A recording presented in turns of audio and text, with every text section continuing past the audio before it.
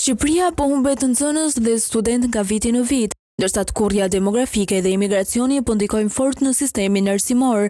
Sipas të dhënave më të fundit të Instat, në vitin shkollor 2025-2026, numri i regjistrimeve në arsimin parauniversitar ka rënë me 1.7%, ndërsa në total në shkolla dhe kopshte janë regjistruar rreth 399.000 nxënës.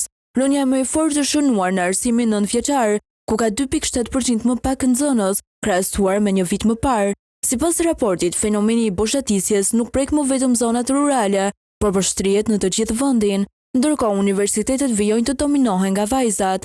Instat raporton se femrat përbëjnë 67.6% të studentëve në programet master dhe 56.8% në bachelor. Nga ana tjetër, arsimi profesional mbetet pak i preferuar, pasi sipas revistës Monitor, vetëm 19.4% e nxënësve të shkollave të mesme kanë zgjedhur këtë profil.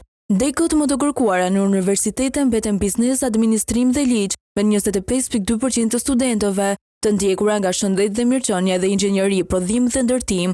Sipas të dhënave, mbi 80% e nxënësve dhe studentëve vazhdojnë të ndjekin institucionet arsimore publike.